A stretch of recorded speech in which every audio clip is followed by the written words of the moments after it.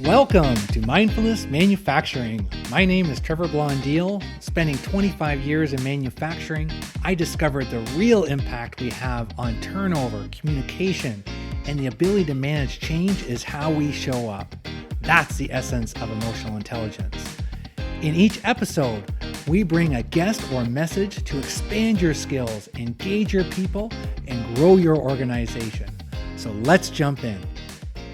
There's this power of seeing yourself through someone else's eyes. There's also that saying of, hey, just look in the mirror. Sometimes how you show up impacts on how people feel. That determines how they can engage. But there's so many times that we don't see the impact we're having on others, and we need some dialogue to understand what that looks like. Another way is through these 360 tools where people will get general feedback. And I got some feedback the other day where, hey, when you get feedback from people, you don't get the truth. So that it's not really worthwhile. And it got me thinking of the experiences where they do go well. I need to bring in an expert. I thought when I got certified in coaching in 2017 in Sarasota, Florida, and I was doing some work in Louisville, Kentucky, and there's another coach from Louisville, and he's on with us today, Brian Houp. He is a leadership development coach for executives. I've been in a mastermind with him for over 4 years, and this is my expert, and I've learned so much from in this area. Welcome, Brian. Thank you, Trevor. Thanks for having me. And the one thing, Brian, is, you and I talk about this every day, but what does formal feedback, like this 360, we hear the buzzword, but what is it really? Yeah, you know what? I'm glad you asked that question. I think, one of the things I think some of us who are in this business take for granted is, when people say a 360 or get a 360,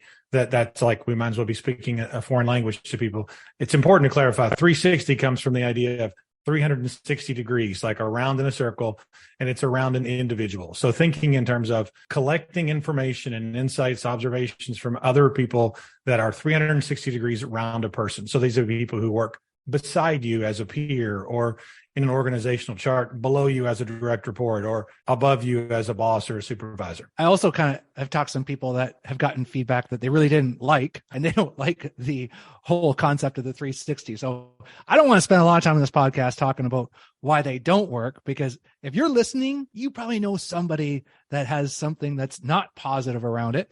And I hope that you do know someone, or maybe yourself, that has experienced it. But really through this episode, what we want to kind of get through is like, how do you get some feedback, and what does good look like? So what's the difference, Brian? You see these all over from you working with executives, and this can apply to any leader in manufacturing. What does good look like? Well, I think when I hear someone say, I don't believe in 360s, quite frequently where that comes from is they had a bad experience with the 360. And so some of the reasons why that a bad experience happens is, well, I guess it depends. I mean, there's so many different factors that come into play, but one of the things that always comes to my mind is, how is this thing set up? Who's involved with it? Some of the immediate things that come to mind right away are, was this 360 focused on evaluating performance, or was it focused on evaluating recent behavior, development opportunities, and just being clear about what are we collecting when we get this information, first of all. The second thing that comes into play a lot is how this information is going to be used. I'm a big fan and a big believer in confidentiality within a 360 process. Mm-hmm. And the confidentiality is, the results go back to the individual only and the person who is conducting the 360. So they don't go to HR. They don't go to the boss. Now, I encourage the people who I have participated in the 360 to share things with their boss. But what we do when we collect the information, we've got the individuals having conversations with others who are going to be asked to participate. And we want to help them understand this is not going to affect my pay. This is not going to, because people have witnessed this. They've experienced this thing where someone has got a 360 in the interest of constructive feedback. They've given some ideas to improve.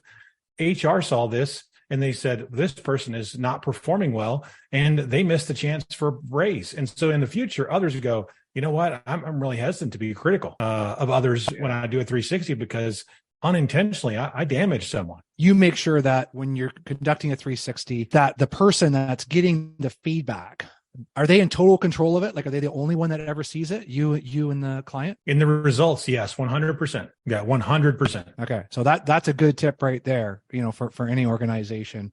That creates that safe space where, hey, I'm the only one that's going to see it. So what I share is what people know, right? Yeah. And so what that makes me think about is what I have learned over the years. And I can tell you that, back when you and I met, it was actually coincidentally around the time I started using 360s for the first time.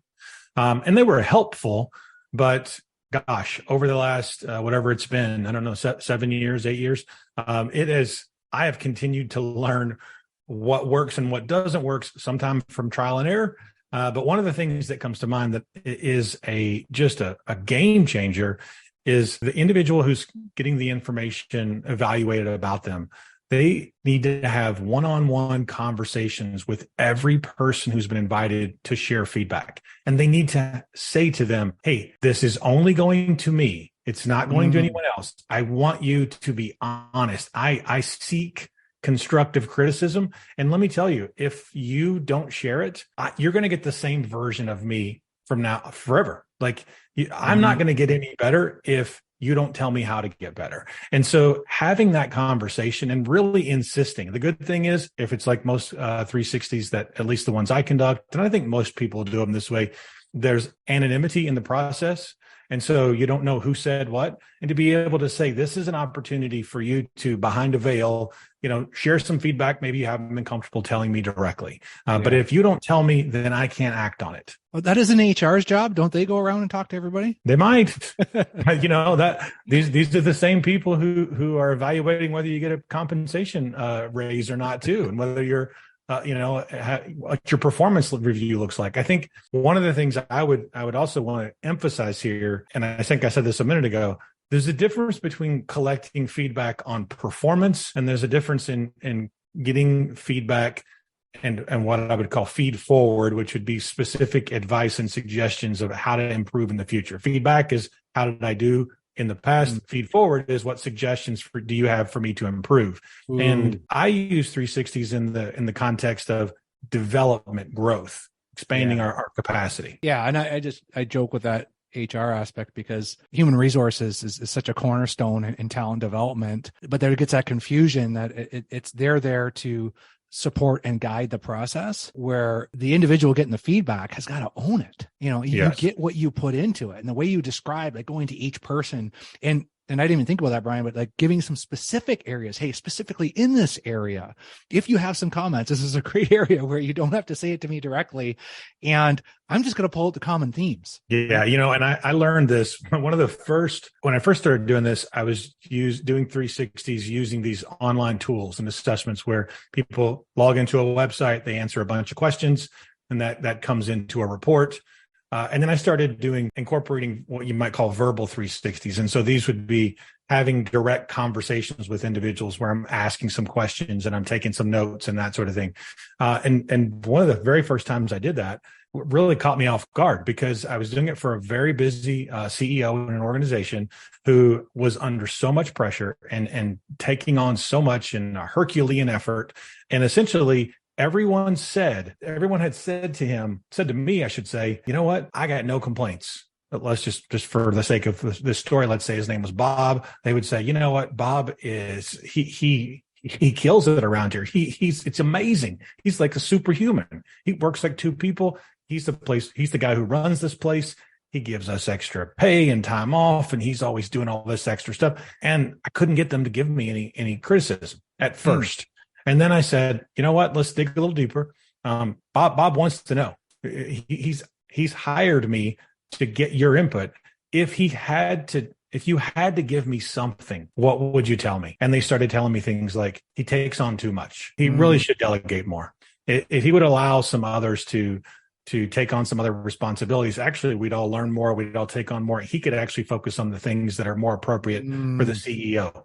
And the crazy thing was, no one ever told him this before. And he was a great CEO, and he would ask for input. And as I said, he hired me as an external resource. When I asked for input, they didn't give it to me until I pushed. Yeah. You know? Yeah. My favorite leaders to work with are the ones that are good, and they just can't figure out how to get to great because they're getting that feedback. They're getting good feedback. And I think back to episode 41 with Brian Forte, and owner of a manufacturing plant and well-running company, but he knew that there was something he wasn't getting. We did the Genos 360, and it was hard, right? Because there were some areas it's like, oh, okay, so this is true. Something I need to work on. And he did the work. He was curious, and he did what you said, right? He went to the people and said, I'm the owner. I'm paying this guy to come in to help me. Like, I need something from you. And they gave it to him. Yeah, that's great. Yeah. So, and in general, like who are the best people to get feedback from? Well, so the way I approach it, so in my case, I'm generally coaching executives. Okay. So these are one of the 5 or 10 people who run the place, or maybe there's someone who maybe just a layer below in the org chart. And so in all cases, they have peers, they have direct reports, they have a supervisor or someone they answer to. If I'm working with the CEO, it may be the board of directors, the head of the board. And so 3 groups come to my mind immediately, and they're peers, direct reports, and supervisors. Really, the shorter way to think about it would be individuals we work with on a regular basis, people who see us in action on a regular basis. In some cases, there may be other specific audiences. If we're in a large organization, they may be department heads of another department we interact with on a regular basis. They may be external vendors or clients. One of the things that's most powerful about that is I find it time and time and time again that individuals show up. They don't even realize this, but they show up differently in front of different audiences. I'm looking at a report and working with a person right now, and the feedback from this person's direct reports, this is an executive in an organization, like I said, one of the 5 or 10 people who run the place, their direct reports, it's glowing. And this is a combination of verbal interviews. And then I use Leadership Circle Profile 360. It's an online tool. It's focused specifically on senior level leadership quantity, leadership capabilities, and that sort of thing. And what's interesting is it actually will segment out in some numerical values, some scores by the audiences that participate.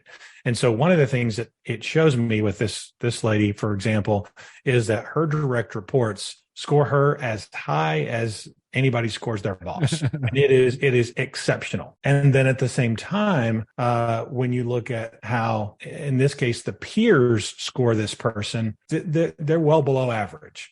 And so in this case, this individual is just showing up in a different way. And there could be a million reasons behind that, but it gives us some tangible places to start when we work on getting better. I like that, tangible. So Brian, say more on the tangible, because what's floating in my mind is I've heard this whole concept of, well, if you're a good leader, you should be able to just give feedback to your people that you're leading. Like, why do you need this tool? Like, isn't that a sign that maybe the leader's just not good at communicating with their people? So, well, what I'm hearing you say is if you're a leader giving feedback to those that you lead, that's one thing. And we sure hope our leaders are doing that. And I would think that in that relationship, that would be the most natural and easy place for the feedback to happen. Okay, this is the quote boss or the quote supervisor, the person we report to, and that we'd like to believe that our leaders are telling those that they lead, they're spending some time prioritizing their development and where their gaps are.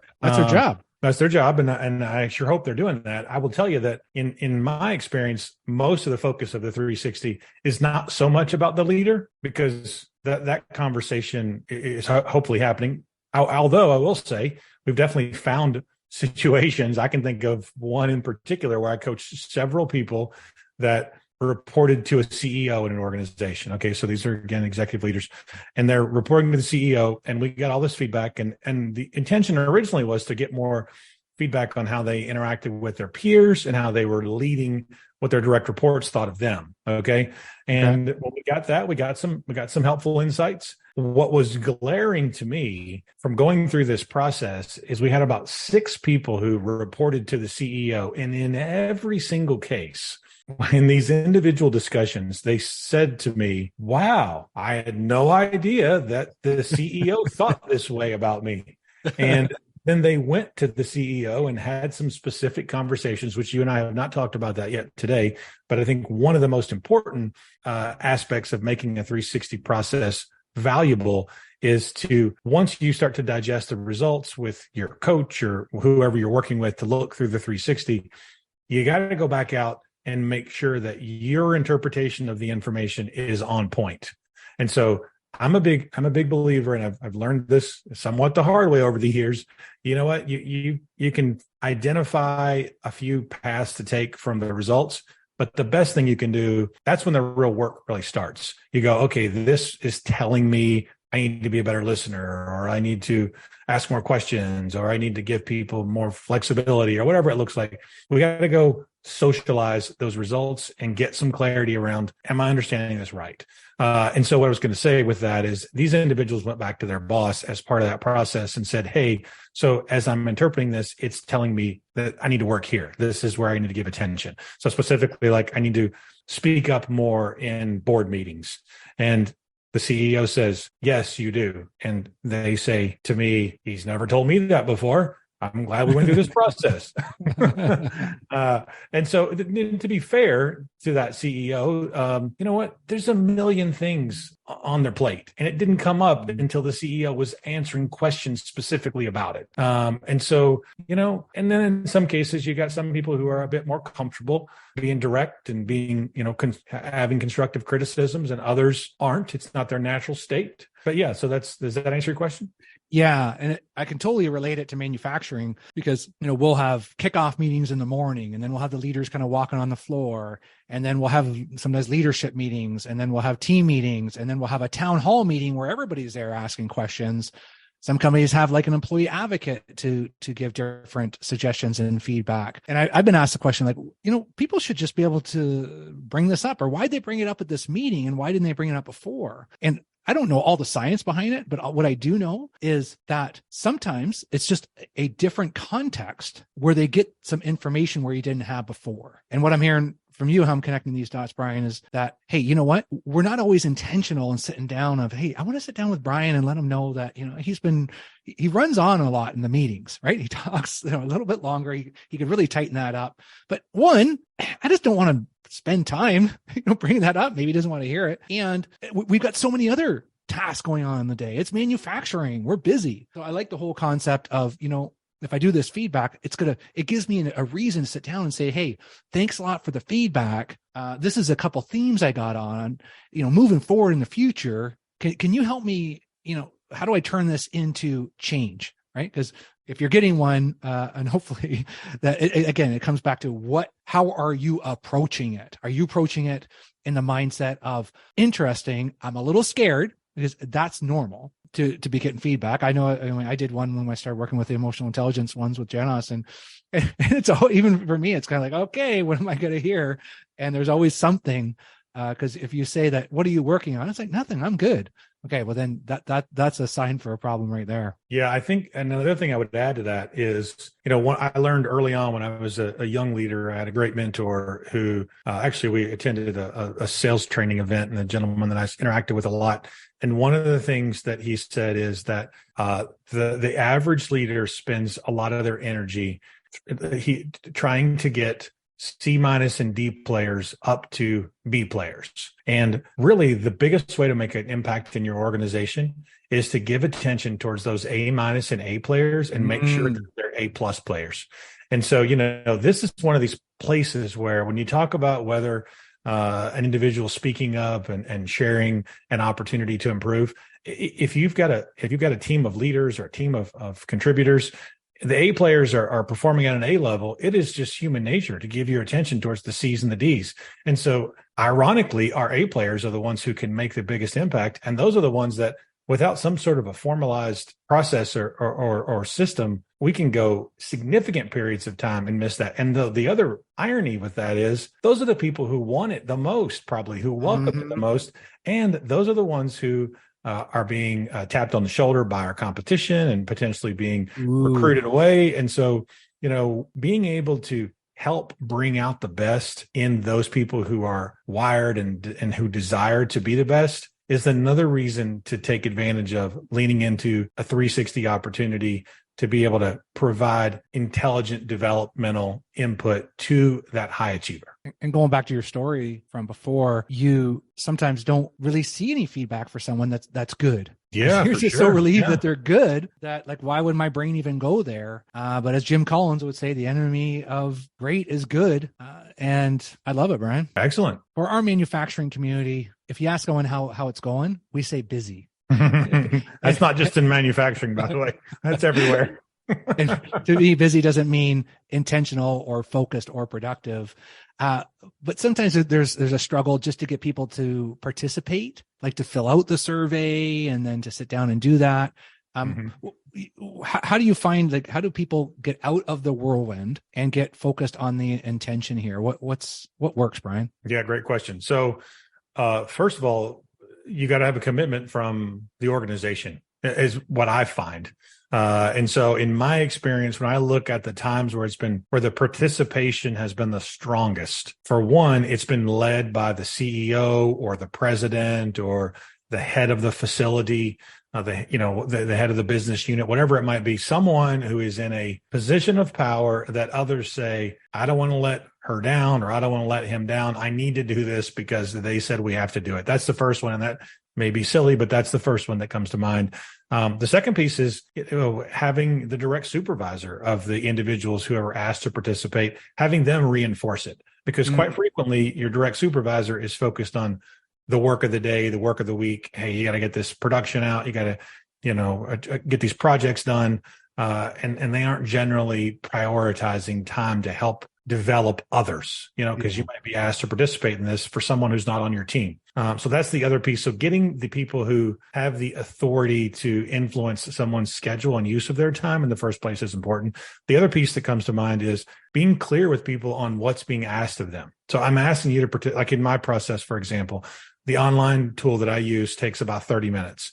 And then a phone interview or a Zoom interview takes about 15 minutes. And so I tell people, you're going to be asked for roughly an hour to be safe. It may be less. Let's plan on an hour. And then the third piece that comes to mind is, as an organization, being aware of how much we may be taxing individuals to participate.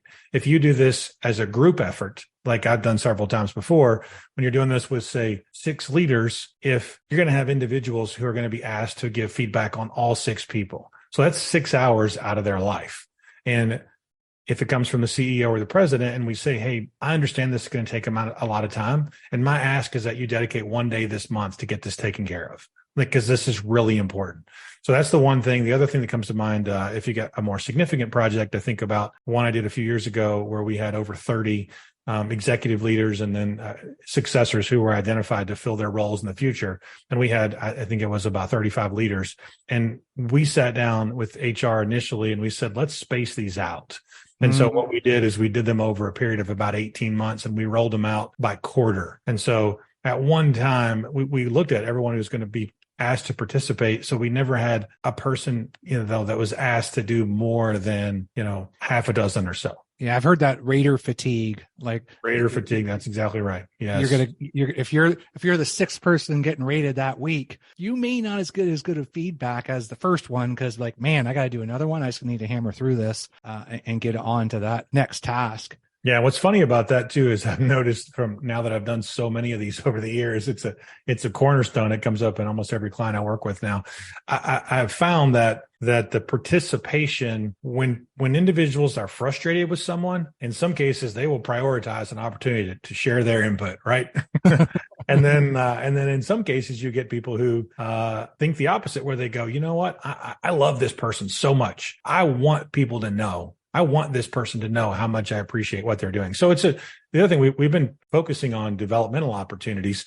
One thing we haven't talked about is that when I'm collecting this, it's twofold. One is, let's help this person understand their strengths and what they do well and how we might be able to better leverage those moving forward. And then the second part is, what would we put in here as our most important, most significant development priority, and why does this matter?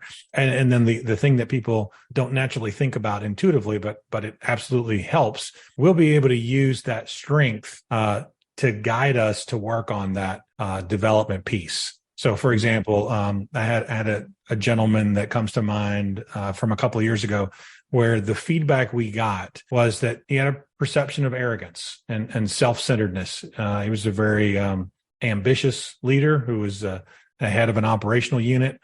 And he rose very quickly in the organization. And a lot of his feedback was that he was just very driven and focused and myopic and that sort of thing.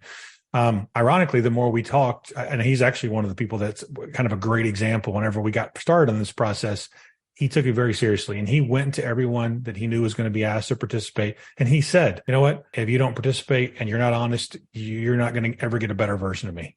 And then, which was interesting because most people thought he didn't care. As we talked, I realized very quickly he cared very much. He was just very ambitious. And once he started to connect the dots that he was coming across a certain way, he said, okay, I want to work on changing this. So he want to work on this ambition. And I can tell you now that I still do some work with that organization. And 18 months later, that gentleman has been promoted. He's now part of the executive team. And I've done some coaching with some of his peers, and they used him as an example of how well you can be open and how well you can be considerate and think about others, which could not be more ironic based on the feedback he originally received. I mean, it's just such it's such a success story of whenever you embrace it, how it can work. Yeah, I love the phrase, your intentions don't equal someone's perceptions. Sure.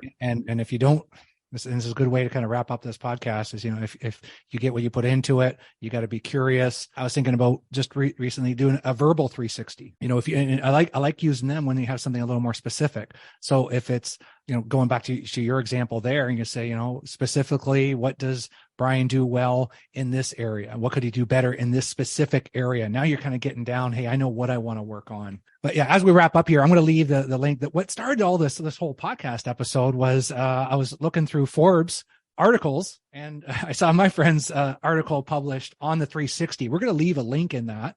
And you left some nuggets, and we're going to have some other ways to find out more about Brian. But the question I want to leave with, Brian, is that maybe that we're not ready for a 360 right now. And we're driving to work, and you've got people fired up and inspired, and maybe just right now they can't do a 360. What can we do to get some of this feedback if we're just walking to that manufacturing plant today? You got the listener, they're with us right now. What can we do when we walk in the door today to start some of this without all the formality? First of all, I think my gut says, I got to say this, do whatever we can to try to get a formal one using a third party. Let me just say that, because it is so much more powerful. I want to say that. I got to say that. And I don't, it's not just because they do it, doesn't have anything to do with me necessarily. If you got a way to do it is what the first thing I would say. So the second piece is, let's just say you're not in a position of power or influence where you can't make that happen, but you want to find a way to get benefit out of this. I would say, let's be mindful that it is going to take some intentionality. It's absolutely going to take some intentionality and some thought. And so I would encourage people to think ahead and think about who do you want to get feedback from? Who do you need to get feedback from?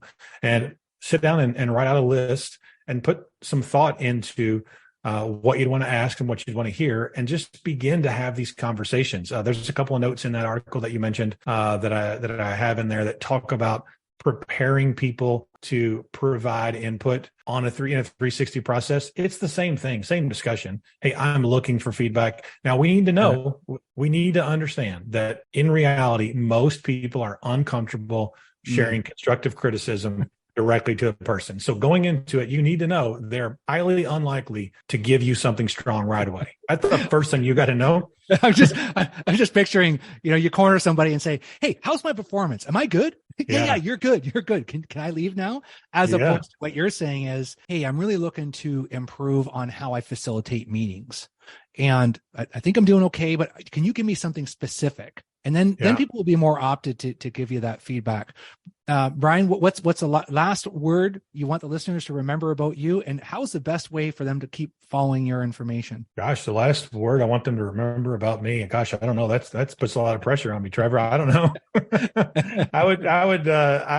We're talking about the 360s here. We're not talking about me. I happen to be a conduit to it, I guess. But, I would want them to remember that collecting feedback, and I'm even this idea of feed forward, and collecting input from people on how we can improve is so powerful and can have such a significant impact. That's what I want people to remember. As it relates to getting in contact with me, they can look up my website. They can just type in my name, www.brianhoup.com, which will redirect to my website, which is letsrezone.com. Either one goes to the same place. They can find me on LinkedIn. If we can maybe post those links, that would probably be helpful. I do try to post things on LinkedIn on a regular basis that ties to leadership development and executive leadership and feedback and 360s and those types of things. So I feel free to reach out to me. We can connect. If you don't want to connect, you can follow me on there. So those are a couple of things that come to mind. And thanks for having me, Trevor. I really appreciate it. It's fun. It is fun. And Brian, you define what a good friend is and a professional colleague. They're hard to find in life, and grateful for you and coming on today. Thanks so much. Thank you. Hey folks, appreciate you taking the time to join us today. If you enjoyed this episode, share it with someone. Haven't subscribed yet? Do it now. Remember, if you want results, the key is increasing your awareness of how you show up.